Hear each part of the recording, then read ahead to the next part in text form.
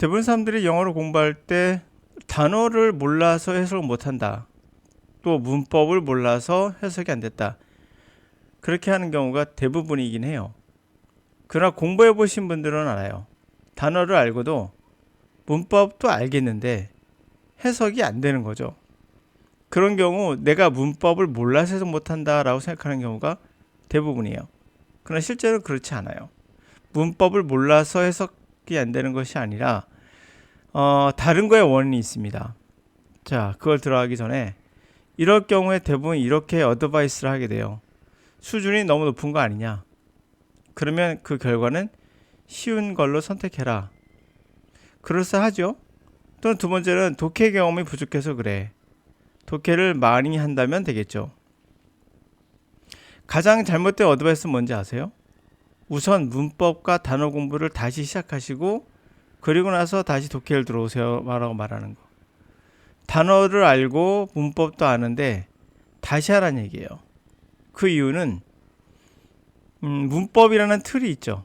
이 틀에 하나가만 있는 것이 아니라 10개, 20개, 30개, 100개, 10,000개 엄청나게 무한대로 많아질 수 있어요. 그 이유는 예외가 어마어마하게 많기 때문이에요. 예외란 말은 되게 우리가 되게 쉽게 생각하는 것 같아요. 그러니까 100개가 맞는데 하나가 틀린 거라고 생각하는데 실제로는 예외란 말은 맞지 않는다는 얘기예요. 대부분이. 그러면 예외가 아니겠죠. 예외가 없을 정도로 뭔가 하나에 일관된 뭔가 있어야 돼요. 100번 읽을 때마다 한두 개씩 계속 이런 게 나온다면 우린 굉장히 괴로울 수밖에 없거든요. 그래서 저는 예외가 아니라 이 기본적인 틀부터 잘못했다라는 거예요. 자, 첫 번째 고칠 게 하나 있습니다. 수준이 높은 경우라고 했는데요. 이거 쉬운 걸로 선택한다면 해결될 것 같죠. 다시 말하면 동화책, 초등학생이 있는 동화책을 읽으면 해결되죠. 그러나 여러분들은 평생 동화책을 읽어야 돼요. 특히 중3 이상 되는 지적 능력이 있는 학생들이 중2도 마찬가지일 거예요. 동화책을 읽으면서 지적 호기심을 느낄 수 없습니다. 또 성인은 말할 것도 없어요. 어떤 성인이 동화책을 읽으면서 흥미롭게 읽겠습니까? 분명 수준이 높은 경우 예를 들면 초등학교 2, 3학년 학생들이 대학생들이 있는 철학책을 읽는다면 되게 어렵겠죠. 여기서 분명한 포인트는 초등학교 2, 3학년이라고 했어요. 중3 이상이 된 학생들은 충분히 읽을 수 있는 것들이에요. 그러나 영어라는 것 때문에 영어니까 내가 쉬운 거를 해야지 하더라도 동화책이라면 중학생들도 호기심이 싹 사라져버려요. 성인들도 마찬가지예요. 수준 높은 경우는 결론만 말씀드리면 없어요. 왜 없느냐? 이것은 여러분들이 과대평가한 건데 과대평가가 아니라 우리가 말할 때 침소봉대라고 하죠. 자, 지문 한번 볼게요. 이 지문에서 어려운 지문이 당연히 있죠. 해석이 안 되는 지문. 단어를 다르다 가정해 볼게요. 이 단어를 해석을 했어요.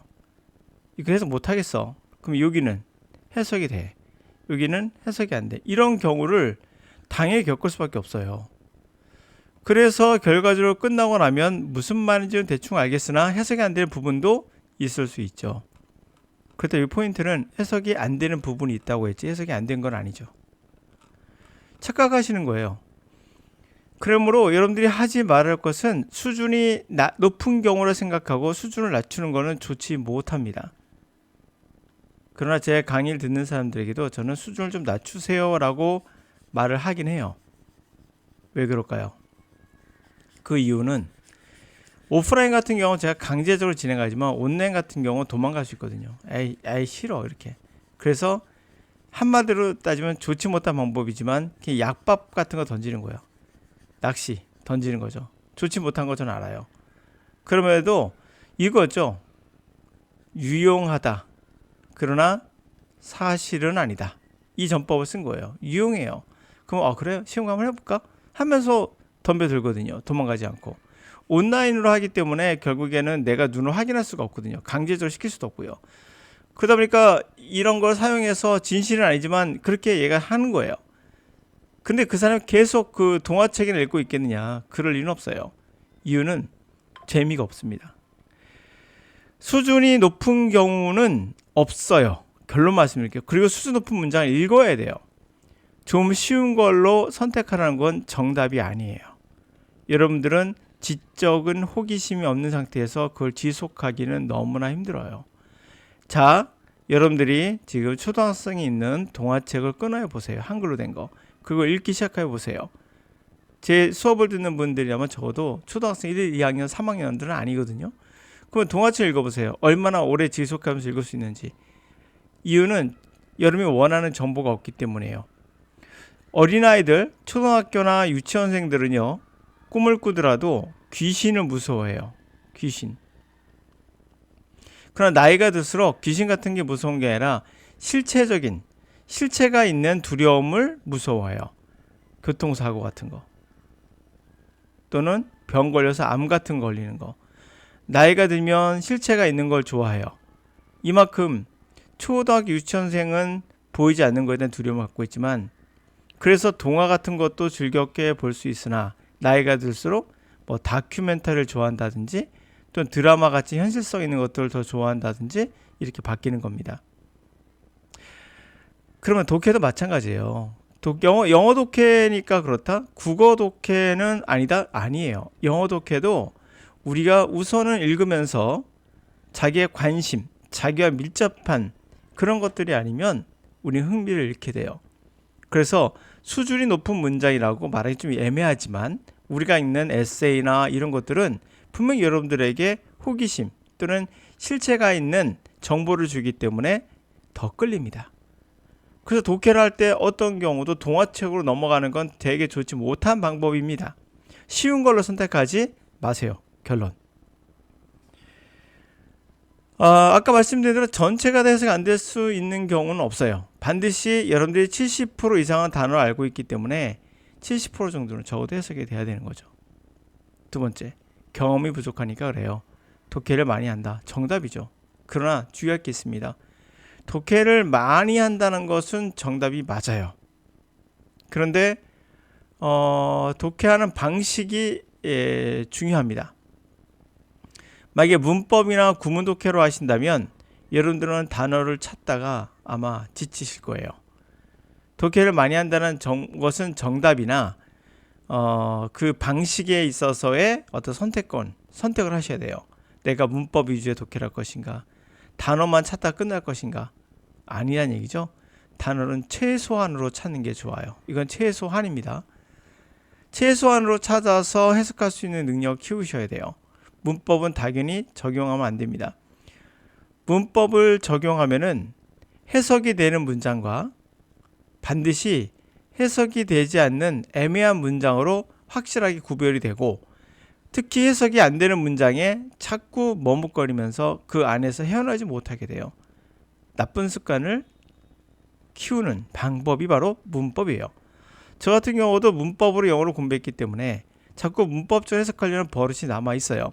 그러나 문법을 없애는 순간 자유롭게 해석이 되고 문법이 들어오는 순간 어떤 문장은 자유롭게 해석이 되지만 어떤 문장에선 자꾸 멈칫거리는 나쁜 습관이 저도 남아있긴 해요. 그러나 지금은 많이 없앴죠. 그 나쁜 습관은 빼내기가 쉽지 않아요. 예를 들어서 이런 얘기 있다고 해봅시다. 이 두 가지 문장은 똑같은 구조를 취하고 있다는 걸 알 수가 있거든요. 그러니까 문법적으로 동일합니다. 이 문장이. 근데 대부분 제가 시켜보면은 요거는 해석을 못하고 이거는 해석하는 경향이 있어요. 모르는 단어가 없습니다. 첫 번째. 문법적으로도 여러분이 알만해요. 이건 해석이 안 되고 왜 이건 해석이 됐을까요? 이것은 바로 여러분들이 어떤 틀 안에 집어넣기 때문에요. 이게 주어고 이게 동사고 이게 부사일 것이다 라고 해석을 하고 그리고 해석을 하면 이 틀 안에서 벗어날 수가 없어요. 예를 들어서 그림 한번 그려보면 이런 개념이에요. 자, 이렇게 말로 하는 게 좀 어렵죠. 왜 이렇게 되면 이게 예를 들어서 이제 this book을 이제 이렇게 삼각형으로 보자고요. read가 동사잖아요. 그 this book이 이거죠. 삼각형으로 보자고. 이렇게 생각을 했어요. 틀로 보니까. 그러니까 문법이라는 건 틀이잖아요. 틀을 딱 만들었어요. 셀은 동사예요. 근데 셀이 이렇게 되니까 딱 맞아요, 해석이. 그러면 이 책은 팔린다, 이 책은 잘 팔린다 해서 해석이 됐어요. 딱 악보가 맞죠? 정확하게. 근데 이거는 됐는데 이거는 또 안 돼요. 책 읽는다 이렇게 되는 거예요. 틀이 안 맞아요. 그 순간 멈칫거리고 머물게 되는 거죠. 왜 이런 현상이 발현됐을까요? 첫 번째는 이 책이 팔린다는 것은 우리가 일상적으로 많이 경험하는 것들이에요. 그러니까 영어가 아니에요. 우리가 경험을 많이 했느냐 아니냐예요. 독해가 아니라 일상적으로 책이 잘 팔린다는 것은 많이 들었거든요. 근데 책을 읽는다는 거나 읽힌다는 것은 우리가 잘 쓰지 않는 표현이다 보니까 그래요. 그러나 요거를 분리해서 보시면은 이건 똑같은 구조로서 책, this book은 그냥 this book이에요. read는 그냥 읽다라는 동사지 where는 그냥 자리고요. 똑같아요. sell은 판다라는 동사고 where는 그냥 자리예요. 그러니까 this book, 이 책 읽다 잘, 이 책 판다 잘, 이거예요 그냥. 근데 이것을 우리말로 번역을 하게 되면 힘들어지는 거예요. 느낌을 올 수 있거든요. 이 책 판다 잘, 잘 팔린구나 라고 느낌으로 받아들일 수 있는데 번역을 하면 이상해지죠. 이 책은 읽힌다 잘 이렇게 돼요. 이 책 잘 읽혀져 이런 말이거든요. 그래서 이렇게 이게 수동이구나. 수동으로 해서 이게 되네. 이것도 팔린다고 수동이구나 하면서 여러분들은 또 틀을 만들어요. 그러고 보면 내가 문법이 부족하구나 해서 다시 문법 공부로 들어가게 돼요. 여러분들이 틀을 만들었기 때문에 경직돼 있는 거예요. 문제의 근원이 이제 뭔지를 제가 말씀드린 거예요. 틀이에요. 바로 경직된 틀이 만들어낸 조합인 겁니다. 그런데 그 문법이 잘못된 틀이면 인지 부조화가 생겨서 도저히 해석이 안 되는 거예요. 자꾸 틀에 맞춰 해석하려고. 이 책은 주어고 책이 읽는다고? 책이 읽는다? 무슨 말이지? 이렇게 된 거죠. 물론 이것도 그런 학생이 있을 수 있어요. 이 책이 판다고? 책이 어떻게 팔아? 사람이 팔지. 책을 어떻게 읽어? 사람이 읽지. 같은 개념이죠. 이때 타동사가 자동사가 됐을 때는 수동의 의미를 갖는다. 이렇게 말도 안 되는 억지 춘향이 같은 그러한 강사들이 또 책이 여러분들을 막고 있는 거예요. 문법책은 다시 말하면 인지 부조화를 가져오는 인간들이 만들어놓은 때로는 쓸모 있으면서 가장 쓸모없는 그러한 책이라는 거. 문법은 법이 아니라는 걸 꼭 기억해 두세요. 인간이 만든 법은 어떤 경우도 완벽하지 않다는 것을 기억하시고요. 자, 결국 뭡니까? 언어라는 것은 틀이 있는 듯 없는 듯 해요. 그리고 규칙이 있는 듯 없는 듯 해요. 그러므로 이 틀에 얽매이지 말고 부정확한 거, 정확하지 않다는 거죠. 부정확한 거를 어떻게 우리가 인지하고 있는가를 생각해 볼 필요가 있어요. 자, 뒤에 문제 같이 해석해 보도록 하죠. Sounds wild and broken. Sounds wild. 야생의 붕괴된 소리. 자, extinction of the sensory diversity has many causes. Technologies that deliver poisons, ever-rising carbon dioxide levels, economies that force the cost of production onto other people and other species, externalities of business, and ever-expanding human appetites and numbers that shoulder out other species. 그러나 extinction, 멸종, 감각의 다양성의 멸종은 많은 원인이 있어요. 첫 번째, 기술. 독을 전해준 기술. 끊임없이 증가하는 카본 다이옥사이드, 이산화탄소죠. 의 레벨. 경제, 두 번째 경제 되겠죠. 강제적으로 생산의 비용을, 그렇죠? 생산의 비용을 다른 사람들에게 강제하고 다른 종에게 강제하는 경제. 그게 무슨 말이냐? 바로 externality, 외제성. 비즈니스의 외제성인 거예요. 이 외제성이 뭐냐? 뒤 설명해 주죠. ever expanding, 끊임없이 증가하는, 확장하는 인간의 욕구와 수, 인간의 인구 수게 되겠죠. 자, 인간의 끊임없이 증가하는 인간의 욕구와 그리고 인간의 수, 욕구와 수라고 할까요? 또는 그것이 다른 종들을 어깨로 밀어서 쫓아내고 있다는 거예요. 그게 비즈니스의 외제성인 거죠. 그러니까 우리가 생산의 비용을 다른 민족이나 다른 종에게 넘기고 있잖아요. 자연을 파괴하면서. 그게 비즈니스적으로 우리가 이득을 보지만 그 손실은 누가 봅니까? 그 비용은 바로 다른 사람이나 다른 종들이 치르고 있죠. 그게 바로 externalities, 외제, 밖에 있다는 거죠. 비즈니스의 외제성.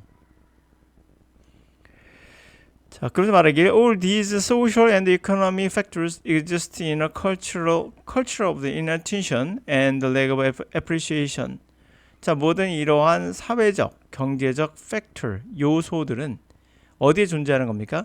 어떠한 문화적인 무관심, 또는 고마워할 줄, 부족한 거죠. 고마워할 줄 모르는 거. 이런 사회적인 경제적 요소는 어떤 문화에 있다고요? 무관심의 문화. 그리고 고마워할 줄 모르는 문화에 있다는 거예요. Our ears are directed inward to the chatter of our own species. 우리의 귀는요 안으로 향해 있죠. 그래서 바로 즉 그 chatter, 우리 자신의 종, 우리의 종의 그 수다에 맞춰져 있어요. Introduction to the sounds of the thousands of species that live in our neighborhoods have no place in most school curricula. 그러한 introduction, 도입, 소개, 수천의 종의 소리의 소개는 우리의 이웃에 살고 있죠. 그 소개는 자리가 없어요. 대부분 학교의 커리큘럼의 복수, 커리큘라. 대부분 학교의 커리큘럼에 들어갈 자리가 없어요. 우리가 각자 하는 수많은 종들의 소리에 대한 소개가 없어요. We generally regard human language and music as outside nature, disconnected from the voice of others. 우리는 일반적으로 인간의 언어와 음악을 자연의 밖에 있는 것으로서 간주하며 뭐와 커넥션, 연결이 안 된 거죠. 디스니까 다른 목소리와는 끊어져 있는 걸로 간주해요. When a concert starts, we close the door to the outside world. 우리가 콘서트가 시작됐을 때 우리는 문을 비유적으로 설명한 거죠. 외부의 세계에 대한 문을 닫습니다. Books and software that teachers foreign language include only the voices of other humans. 책과 소프트웨어, 우리들에게 외국어를 가르쳐주는 그런 것들도 단지 어떤 목소리? 다른 인간의 목소리만을 포함하고 있죠. 그러니까 foreign이란 말이 외국어라고 하지만 여기서는 이방인도 되겠죠. 새의 소리나 자연의 소리도 의미하기에 비유적으로 이렇게 표현한 거죠. 하여튼 외국어를 가르치는 소프트웨어나 책이 왜 다른 인간들의 목소리를 갖고 있는 거 당연한 거 아니야? 라고 생각할지 모르지만 왜 외국어란 말에 foreign이란 말이 왜 외국 인간만 얘기하냐? 다른 생물도 있지 않냐? 이 말을 하고 싶은 거죠. Public monuments to the sound are rare and honor a handful of canonical human composers, not the sonic history of the living earth.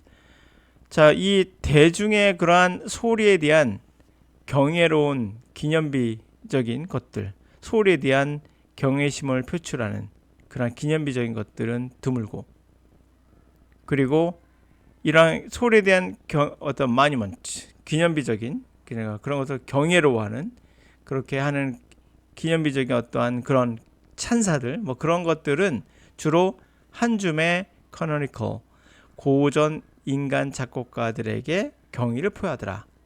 Sonic history, 살아있는 지구의 소리의 역사가 아니라 고전 작곡가에게 경의를 표하더라 하면서 자연의 소리에 귀를 기울이자는 얘기죠. 결론은 그거예요. 중간중간 해석이 안 되더라도 신경 쓰지 마세요. 결과적으로 독해라는 것은 여러분이 이해하면 된 겁니다.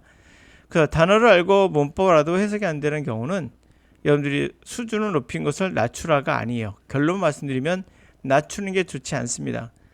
계속 높은 걸로 취하고 계속 하셔도 됩니다. 다 안 되는 건 아니니까요. 그래야 발전합니다. 경험이 부족해서 맞아요. 독해를 많이 할 필요가 있습니다. 그러나 그 경험이 독해를 많이 하는데 단어나 또는 독해로 다시 돌아가는 형태로 가서는 절대 안 돼요.